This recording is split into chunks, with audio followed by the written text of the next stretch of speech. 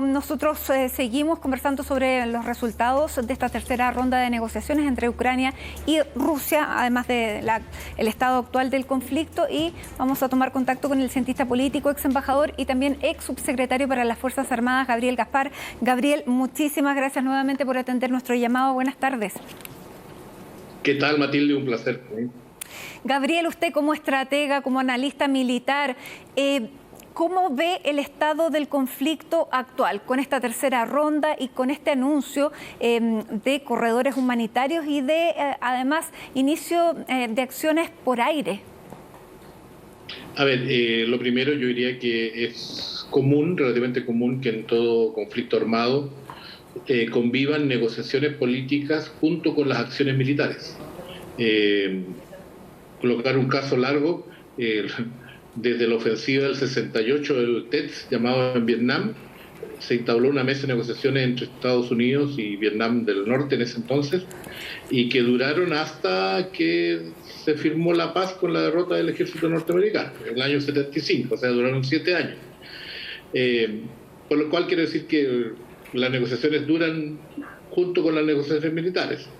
En el caso de más cercano, digamos, la guerra civil salvadoreña, las negociaciones de paz se iniciaron después que el FMLN se tomó buena parte de la capital en el año 89 y duraron hasta el año 92. Mientras tanto, persistió la guerra.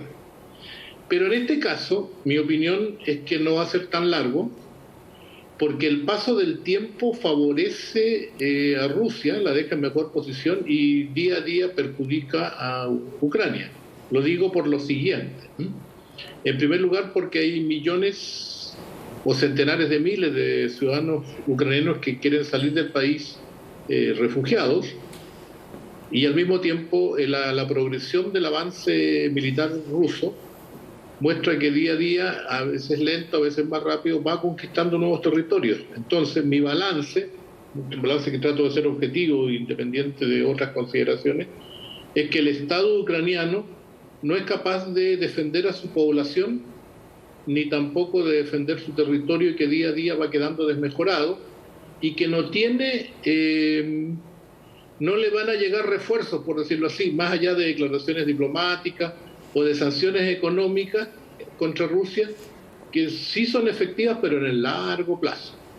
Claro. Y que generalmente esas sanciones perjudican más a la población y afirman a los gobernantes.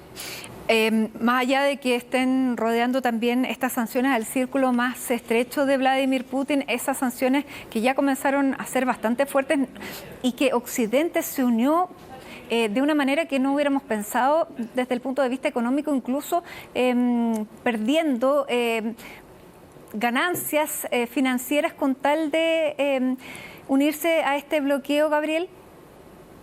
Bueno, y tú lo has dicho bien, Occidente, o sea, digamos Europa y Estados Unidos, porque las sanciones económicas que se le han impuesto a Rusia la empujan a entenderse privilegiadamente con China, el mundo asiático y el mundo islámico.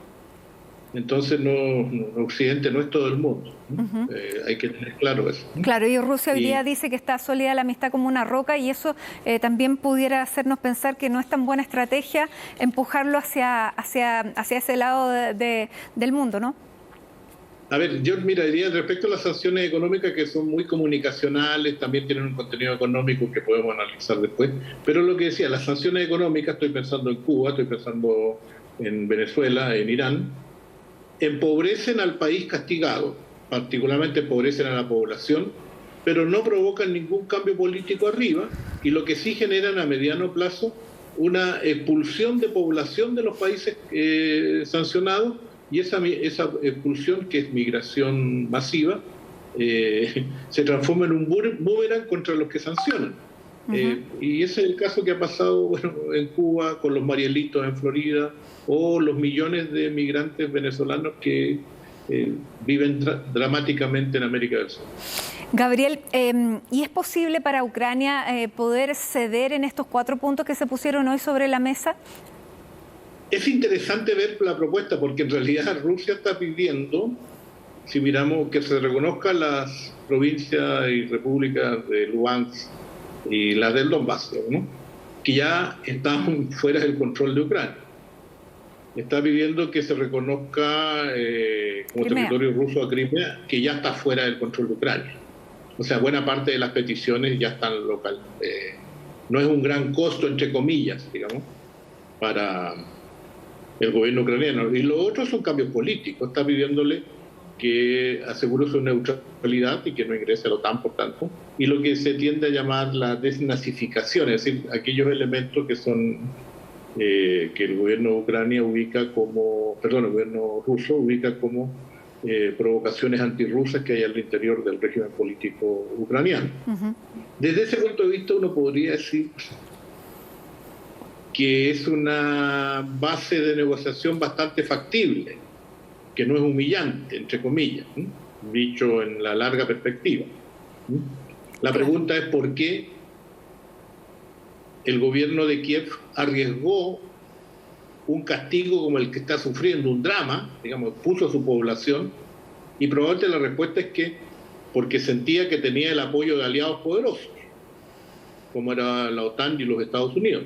Pero a la mera hora, esas alianzas se han quedado en sanciones económicas, en sanciones diplomáticas, en enérgicas declaraciones diplomáticas que sirven para eso, para ser enérgicas en el papel nada más. Y ahí estamos. Por lo tanto, claro, pudiera ser una salida, pero ¿es posible pensar, Gabriel, que un presidente como Zelensky está solo, sin conversar con ninguno de los líderes occidentales en estas negociaciones? Yo creo que sí, él mismo lo ha dicho. Y él mismo ha reclamado que lo dejaron solo. Sí, pero a la hora de negociar y de aceptar, ¿usted cree que lo hace independientemente, más allá de decir esta capitulación, qué consecuencias podría tener? Que la soberanía de un país como este, y pudiéramos pensar países que están cercanos, pudiera correr la misma suerte. Bueno, yo soy un analista, no me puedo meter en las creencias que pueda tener el presidente Zelensky. Yo analizo. Y el objetivo es que la situación, el presidente Zelensky no tiene aliados en el terreno. Está solo, su país está solo, y el estadista tiene la responsabilidad de cuidar por su país y ser leal a sus ciudadanos y a la defensa de su territorio. Eso es lo que tiene que hacer un estadista en todo momento, no solo en las negociaciones.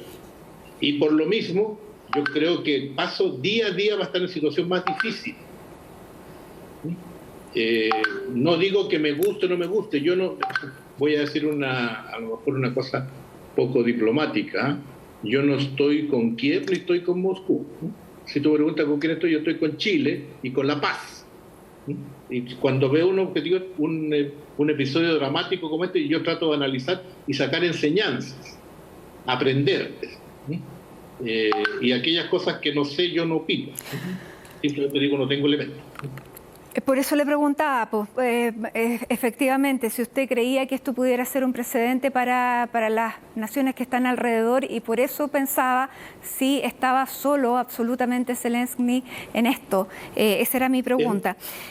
Bueno. Es un precedente para todos, Matilde, en ese sentido. Porque, por ejemplo, y hay que leer bien, cuando Georgia, que queda, digamos, en la retaguardia asiática de Rusia, quiso entrar a la OTAN, Rusia aplastó la resistencia georgiana en 5 días.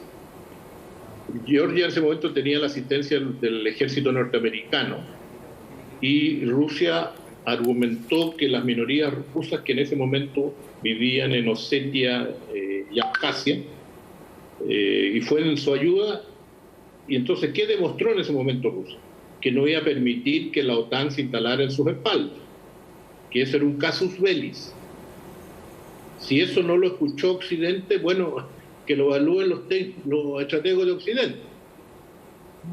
¿Usted encuentra que en esta guerra hay esta justificación? Porque después del fin de la Unión Soviética hubo este compromiso de que los países que habían pertenecido a la Unión Soviética no iban a hacer alianza con la OTAN. ¿Se justifica desde esa perspectiva? A ver, yo no justifico nada, yo analizo hechos. Porque justificar es tener una definición, una razón. Yo asumo, soy un analista realista, como diríamos en relaciones internacionales. Y lo que sí entiendo que en este momento y en muchos otros momentos de la vida contemporánea, los estados velan por su seguridad, todos, Chile incluido. Nosotros también nos movemos por nuestra seguridad. Y la aseguramos, entre todo momento, la preocupación del estadista es la seguridad de la población, el territorio y la soberanía de Chile. Al igual yo creo que todos los estados velan por eso. Entonces lo que pasa es que a veces se hacen malas apreciaciones, se leen mal, o a veces se desarrollan retos a otro estado respecto a los cuales no hay condiciones para sostenerlos. Usted plantea que Rusia está defendiendo sus intereses y esa es la línea con la que hay que analizarlo. Una opinión, digamos una hipótesis. Si tú me preguntas académicamente, yo diría que la seguridad de Europa obviamente es una cosa muy legítima y Europa tiene todo el derecho a preocuparse de esa. Y para lo mismo tiene que considerar, y Rusia tiene el mismo derecho de tener una preocupación por su seguridad. Entonces, como dicen algunos estrategos europeos, los sigo a ellos, particularmente alemanes, dicen, tenemos que entender que la seguridad de Europa también debe involucrar la seguridad europea. Perdón, la seguridad europea debe considerar la seguridad rusa. O sea, nos complementamos. Otros dicen, bueno, el problema es que cuando aquí entran los intereses fuera del continente, que son en este caso Estados Unidos, que es una parte importante y yo diría determinante en la opinión de la OTAN. La OTAN no solo es Europa y Estados Unidos y Canadá e Inglaterra, que ya no es parte de Europa, por decisión de los ingleses. Por lo tanto... Entonces, aquí hay un tema de seguridad, que es lo que tiene que buscar la estabilidad. O sea, aparte de la guerra de Ucrania, conversamos la última vez, en la guerra de Ucrania hay dos elementos. Hay un elemento ucraniano propiamente tal, que es que hay una parte de Ucrania que quiere ser europea y hay otra parte de Ucrania que quiere ser más afín a Rusia. Esto podría haberse arreglado, o se puede arreglar todavía, con una suerte de Estado federado, en fin. Se puede buscar, hay muchas fórmulas. Sin embargo, la fórmula de exclusión, yo quiero recordar aquí que en algunas partes, por ejemplo, el gobierno ucraniano prohibió el uso del idioma ruso. Obviamente eso perjudica al sector del Donbass y a los prorrusos. Y eso es visto desde Moscú, que colocó en su definición de política de seguridad pública que la seguridad de Rusia involucra la protección de los ciudadanos rusos que viven en el exterior. Más claro no puede ser. Cosa que ponen la mayoría de los países del mundo, entre paréntesis. No es una cosa solamente de los rusos. Bueno, vamos a ver entonces cómo sigue defendiendo su soberanía Rusia y sus intereses. Gabriel Gaspar, analista internacional, muchas gracias por habernos acompañado. Buenas tardes. Gracias a ti, Matilde. Un gusto.